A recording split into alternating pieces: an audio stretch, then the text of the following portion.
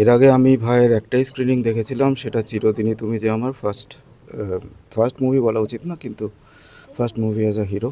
আর আজকে আবার এরকম একটা অকেশনে দেখতে এসেছি, তো বিষণ্ণ অবশ্যই। আহ, ভাই চলে গেছে, স্বজন বিয়োক্ত হয়েইছে। তার থেকেও আমার যেটা সবচেয়ে বড় আফসোসের জায়গা, সেটা ভাইয়ের পয়েন্ট অফ ভিউ থেকে যদি ভাবি, যে ভাইয়ের অনেক কাজ করার ছিল বিভিন্ন সেক্টরে, অভিনয়, লেখালেখি, থিয়েটার, পডকাস্ট, অনেক অনেক কিছু করার ছিল, আরও আরও আদার ভেঞ্চার্স ওর প্ল্যান ছিল, তো সেটাও করতে পারলো না। ইভেন পার্সোনাল অনেক গোলও ছিল, সেগুলো হলো না। তো সেটা একটা বিরাট বিরাট আফসোসের জায়গা আমার কাছে এখন, প্রচণ্ড আফসোস। তো ওই লাস্ট কিছু অপরচুনিটি ওকে স্ক্রিনে দেখা, সেটা দেখার জন্যই এলাম। তো লুকিং ফরওয়ার্ড টু ইট। একটা প্রশ্ন সকলের মতো আমাদেরও থাকে যে তদন্তের কাজ কীভাবে এগোচ্ছে সেটা যদি একটু বলেন। 2 দফায় এফআইআর দায়ের হয়েছে, একটা তালসারি এবং আর্টিস্ট ফোরামের তরফ থেকে, প্রেজেন্ট ক্লাব থানা। পরিবারের তরফ থেকে কী বলা হচ্ছে, কি কতটুকু এগোচ্ছে সেটা যদি একটু বলেন। দেখুন, তদন্তের ব্যাপারে আমি এটুকুই বলতে পারি যে আমি আশাবাদী। আমার আইনের উপর ভরসা আছে, আমার নতুন সরকারের উপর ভরসা আছে, আমার আর্টিস্ট ফোরামের উপর ভরসা আছে। তো আমি আশাবাদী, এবং আমার ধারণা সত্যটা সামনে আসবে। So I am quite confident. মন খারাপ হয়, তার সঙ্গে কোথাও একটা উল্টো দিকে মন ভালো দাঁড়িয়ে যে আবার তো ওর সঙ্গে দেখা হবে, ওর পারফরমেন্স দেবে। একজন শিল্পী, তিনি তার কাজ রেখে দিয়ে গেলেন।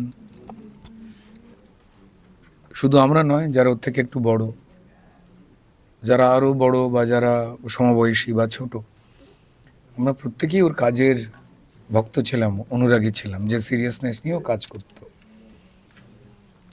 এবার সেই কাজ দেখব, ছবিওয়ালা, জার্নি অফ অ্যান আর্টিস্ট, বাপ্পার পরিচালনায় সিনেমা। বাপ্পারা অনেক গল্পই আমার সঙ্গে আলোচনা করতে, একদম যেহেতু দাদা ভাইয়ের মতো আমাদের সম্পর্ক। তো সেখানে একজন নিখুঁত অভিনেতাকে বাপ্পারা চুজ করতে পেরেছিল। তার সঙ্গে দেবলীনা রয়েছে, শ্রীলেখাও রয়েছেন একটা স্পেশাল চরিত্রে, বাকি অন্যান্য শান্তনু নাথ, তাই তো রয়েছে। দেখা হবে আবার ভাইয়ের সঙ্গে, এটাই। আবার মনে পড়বে, স্পষ্ট একটা মানুষ ছিল, খুব সহজভাবে সব কিছু দেখতো, অকারণ জটিলতা, অকারণ আঙুল তোলা ওর মধ্যে ছিল না। কোনো প্রলোভনেই ওকে কেনা যেত না। যে আজকের দিনের এই সমাজে, এই সময়তে, যেখানে আমাদের অনেকেরই পা নড়ে যায় নানান হাতছানিতে, আমরা নিজেদের স্বকীয়তা রাখতে গিয়ে কোথাও একটা কম্প্রোমাইজ করে ফেলি অনেকেই। সেখানে কিন্তু দাপটের সঙ্গে বিনয় রেখে ও দাঁড়িয়ে থাকতো, কথা বলতো, অগাধ নানান বিষয়ে পড়াশোনা, জিজ্ঞাসা, অভিনয় নিয়ে তর্ক বিতর্ক। এমন একটা মানুষ, তার সঙ্গে আবার দেখা হবে খুব বড় করে, হয়তো কখনো চোখের জল চিকচিক করে উঠবে সবার, আমরা যারা দেখবো। শুধু তাই না, যখন প্রেক্ষাগৃহে বড় করে আসবে, আমি জানি যারা দর্শক রয়েছেন তাদেরও তাই হবে। কিছু মানুষের অবহেলার জন্য, উদাসীনতার জন্য ওকে চলে যেতে হলো। কাদের এই অবহেলার উদাসীনতার পরিণাম এটা? একজন এত দক্ষ, এত তুখোড়, একজন ব্রিলিয়েন্ট একজন মানুষ, একজন ভাই চলে গেল আমাদের থেকে। তার কারণটা তো জানার দরকার, এখনো জানা হয়নি। ইলেকশনের যে ব্যস্ততা ছিল, সেই কারণে ইনভেস্টিগেশনের কিছু পদ্ধতি একটু থমকেছে। তারও কারণ হচ্ছে যে উড়িষ্যা তালসারিতে হওয়া ঘটনা, তারপর এখানে জিজ্ঞাসা। সবার সঙ্গে থাকতো, তো চলে যাওয়ার পরে আসলে আমাদের এই ছন্নছাড়া হয়ে থাকা একটু টলিউড ইন্ডাস্ট্রিকেও কিন্তু জুড়ে দিয়ে চলে গেছে। So everybody is expecting that. এবং আমরা প্রত্যেকেই সহকর্মী, কেউ না, দাদা, আপন দাদা, ওই টাইপেরই। প্রিয়াঙ্কার উত্তর পাওয়া বাকি, ওর ছেলে সহজ, তার উত্তর পাওয়া বাকি। কাকিমার মা, যিনি অবসর সময় আমাদের খেতে দিতেন, তাঁরও উত্তর পাওয়া বাকি, আর আমাদের উত্তর পাওয়া বাকি। আমার মনে হয় যে এবার স্বচ্ছ এবং নির্দিষ্ট একটা ইনভেস্টিগেশনে কাদের গাফিলতি বা দুর্বলতা, সেটা সামনে আনতেই হবে। আর বাকি কার কি হবে সেই বিষয়ে সে তো আইন ঠিক করবে। রুদ্র, বেসিক্যালি তুমি একটু আগে বললে যে আমাদের সবাইকে এক করে দিয়ে গেল। এক্ষেত্রে আমাদের একটাই জিজ্ঞাস্য, আর্টিস্ট ফোরাম বলো বা ইন্ডাস্ট্রিতে বলো, অরাজকতা, গুন্ডারাজ, ব্যান করা, এগুলো আশা করি এবার একেবারে গঙ্গাতে ফেলে দেওয়া হবে। দেখুন, কিছু মানুষের অন্যায় দেখে যারা চুপ করে থাকতেন তাদেরকে যোগ্য বলে বিবেচিত করা হতো, তার গুণটাকে দেখা হতো না। আর যারা অন্যায় বা অসত্য সেগুলো দেখে কথা বলতেন, যন্ত্রণা পেতেন, আওয়াজ তুলতেন, তাদেরকেই অযোগ্য বলে সেই যোগ্যদের সরিয়ে দেওয়া হতো। এটা পদ্ধতি চলেছে। যারা এটা করেছিলেন, যারা এই ব্যান কালচার শুরু করেছিলেন, শিল্পী, টেকনিশিয়ান, রাইটার, সম্মানীয় পরিচালক, বহু মানুষকে অনিচ্ছাকৃতভাবে মাথা নুইয়ে থাকতে হচ্ছে, যাদের মাথা উঁচু করে চলবার কথা নিজ গুণে। তো যারা এই ব্যান কালচার এইভাবে প্রণয়ন করেছেন, 2021-এ সাড়ম্বরে আমাকে ব্যান করা দিয়ে শুরু হয়। কালো ব্যাচ লাগিয়ে আমার টেকনিশিয়ান ভাইদের জোর করে উত্তম কুমারের মূর্তি অবধি টেকনিশিয়ান স্টুডিও থেকে মিছিল করা হয়েছিল। ভুলিনি।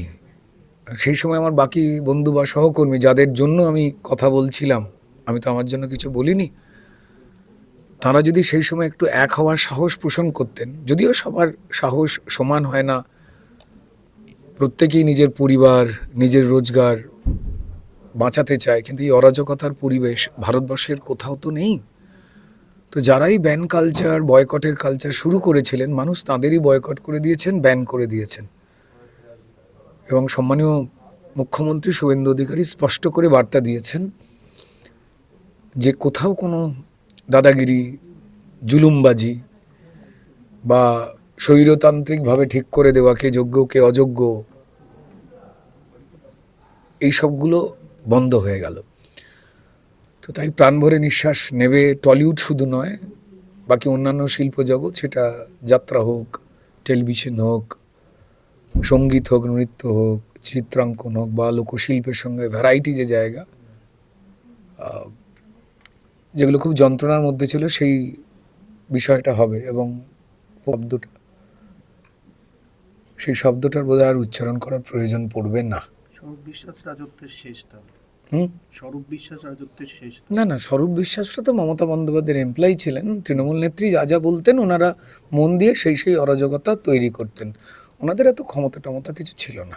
রুদ্রদা, একাডেমি অফ ফাইন আর্টস আবার মুক্তি পাচ্ছে এবং সরকারি হলগুলোতে, সেখানে এতদিন ধরে সেটা আটকে ছিল এবং পরবর্তীতেও আমরা নিশ্চয়ই এই সরকারি হল থেকে ছবি বাদ সেগুলো বোধহয় এবার কেটে যেতে চলেছে। দেখুন, জয়ব্রত দাসের পরিচালনায় সত্যজিৎ ফিল্ম অ্যান্ড টেলিভিশন ইনস্টিটিউটের কৃতি ছাত্ররা যে সিনেমা বানিয়েছিল, যেখানে আমি, রাহুল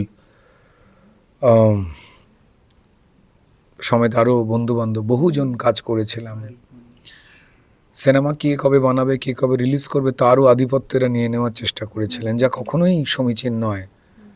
কি কতজনকে নিয়ে কতক্ষণ ধরে শুটিং করবে, এই আধুনিকতার প্রযুক্তি চলে আসবার পরেও সেগুলো তৈরি করা হতো। আমাদের ফ্লোরে কিছু টেকনিশিয়ান ভাই, তারা পরিশ্রম করে কাজ করতে না, যাদের প্রয়োজন নেই তাদের বসে বসে মাইনে দেওয়া হতো, প্রযোজকের তুমুল ক্ষতি হতো। প্রযোজক চলে গেলে টেকনিশিয়ান, আর্টিস্ট সবারই তো ক্ষতি। একটা সিনেমা তৈরি হচ্ছে যদি 10 টাকায় ধরি, এত যদি আনুষঙ্গিক বাড়তি খরচ হয়ে যায় যে টাকা ফেরতের নিশ্চয়তা জেনে কোনো প্রযোজক আসেন না সিনেমার ক্ষেত্রে, তারা তাদের ফিউচার এবং পরিশ্রমের রোজগার পুরোটাই অন্ধকারের মধ্যে রেখে আমাদের বিশ্বাস করে কাজ করেন। তাদের তো রিলিফ দেওয়াটা প্রাথমিক কাজ। CCI, competition commission of India, কখনো এই কথা বলে না যে কোনো সংস্থা, সেটা ক্যামেরার পেছনে হোক বা বাইরে হোক, কোনো সংগঠন, তারা ঠিক করে দেবে যে কতজনকে নিয়ে কাজ করতে হবে। একদম এটা যিনি বিনিয়োগ করছেন কোনো কিছু নির্মাণে, তিনি তার সম্মানীয় পরিচালকের সঙ্গে আলোচনা করে পুরো বিষয়টা করতে পারেন। কিন্তু ভারতবর্ষের সর্বত্রই প্রায় এটা মেনটেন হলে বা এরকমই কিছুটা মেনটেন হলে, আমাদের এখানে এটা হয়নি। তো আমরা চাই যে যাতে প্রযোজক, পরিচালক, শিল্পীরা তাদের নিজেদের যোগ্যতায় সসম্মানে কাজ করতে পারেন, কারোর চরণে মাথা ঠেকিয়ে নয়, যে অরাজকতা তৈরি করা হয়েছিল। রাহুল থাকলে বড় খুশি হতো। এই ছবিটা তো আমাদের আউটডোর হয়েছিল পুরোটাই। আমরা খুব আনন্দ করে শ্যুট করেছিলাম ছবিটা, খুব মজা করে শ্যুট করেছিলাম ছবিটা। প্রচুর এখানে এমন অনেক সিন আছে যেগুলো বাবিনের মতো অভিনেতার সাথে করাটা একটা প্রিভিলেজ। যে সিনগুলো যখন তোমরা সবাই দেখবে, তোমরা সবাই দেখবে তো ছবিটা? আমরা ছবিটা এখানে দ্বৈত চরিত্রে আছে বাবিন, বাবার চরিত্রটাও ও করেছে এবং ছেলের চরিত্র দুটোই ও করেছে। কিন্তু স্ক্রিপ্টে এমন কিছু সুযোগ, অনেক কিছু কিছু চিত্রনাট্য থাকে তো যেটা অভিনেতাদের অভিনয় করতে ভালো লাগে, এরকম কিছু সিন আছে এখানে যেটা অ্যাক্টার্স প্রিভিলেজ বলে আমরা মনে করি, এবং সেটা আরও প্রিভিলেজ হয়ে যায় যখন কো অ্যাক্টার বাবিনের মতো কেউ হয় আর কি। তো সেটা যখন আমরা কনস্পিরেসি বলি আমাদের অভিনেতার অভিনয়ের ভাষায় আর কি, যখন আমরা কনস্পায়ার করে করি, তখন যদি কনস্পিরেসিটা খুব ভালো হয় দুজন অভিনেতার মধ্যে, সেই সিনটা একটা অন্য মাত্রা পায়। সেটা বাবিনের সাথে করাটা একটা প্রিভিলেজ ছিল, সেই প্রিভিলেজটা আমি পেয়েছি, এটা আমার সৌভাগ্য। আর শেষ ছবি বলে দুর্ভাগ্য এটা একদমই আমি বলবো না, তার কারণ আমার ধারণা যে আমাদের সাথে আজকে বাবিনও ছবিটা বসে দেখছে। আমাদের যে হোয়াটসঅ্যাপ গ্রুপ আছে সেখানেও বাবিন রয়েছে এখনও। আমি মনেই করি না যে এরকম কিছু ঘটেছে, কারণ বাবিনের যে কর্মক্ষেত্র, যে কর্মকাণ্ড, সেই সবটা ঠিক যেমন ছিল তেমনভাবেই আমাদের মনে, তোমাদের মনে, দর্শকদের মনে এটা আজীবন একই রকমভাবে বেঁচে থাকবে।